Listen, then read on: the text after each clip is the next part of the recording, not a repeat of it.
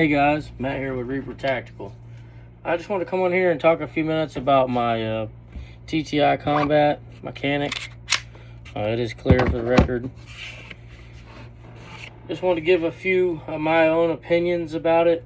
I originally went to the store to buy the Prodigy, the 2011, and when I got there, I kind of realized it was a little more expensive than what I was originally planning on spending, especially when I wanted to, do a lot more to it and deck it out. So I was talked into buying this Taran Tactical Canik, and just so far I love the gun. Comes with this really cool box. Most of the Caniks do. Just wanted to show this here if you can see it. Comes with some extra back straps, toolkit, 2 mags underneath that.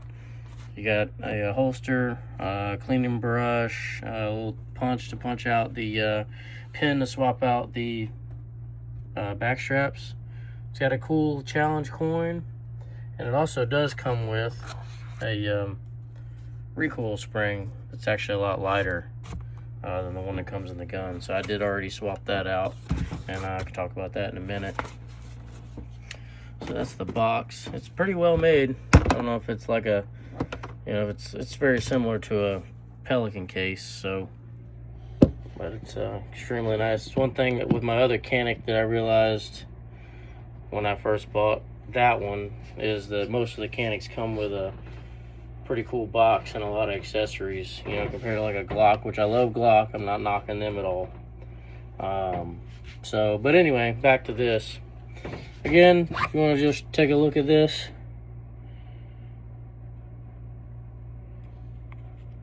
it's very well made. I'm extremely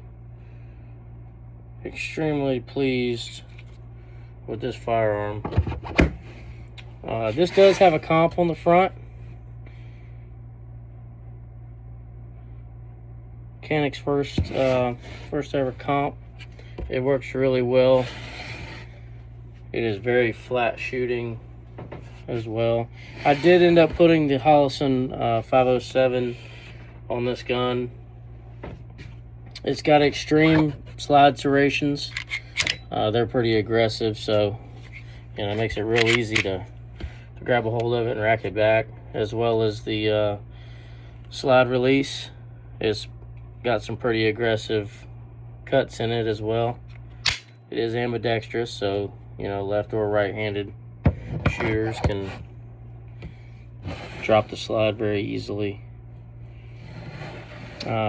The grip, it's got a pretty good textured grip on this. If your hands are sweaty, you're outside shooting a long time, it can be a challenge to hold some of these firearms, especially if you don't have that stippling on there. So they did a good job on that. Not only that, this has an aluminum magwell on it as well. Makes it a lot easier. If you've never fired a handgun that has a magwell on it, it makes a big difference when doing reloads. So the trigger, I want to talk about that for a few minutes as well. This is the first Taran Tactical firearm that I've ever owned, and probably one of the best triggers I've ever pulled straight out of the box. It is a very flat-faced trigger. I don't know if you can tell. It is super nice. The take up on it is basically nothing.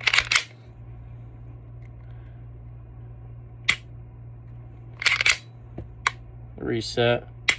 It's very minimal, but it is very flat. Outside of that, like I said, the fact that the Caniks put together this box that most of them come in, this is like a sub $1,000 gun. In my personal opinion, the gun itself is probably worth around like $750 probably, and then obviously with the box and everything, that may make it $1,000. If you have the money definitely buy one. Like I said, it's the first Taran Tactical firearm I've ever owned. Second Canik I've ever owned, and I'm extremely pleased with it. So, if you guys could like us, subscribe, and hopefully we'll see you soon.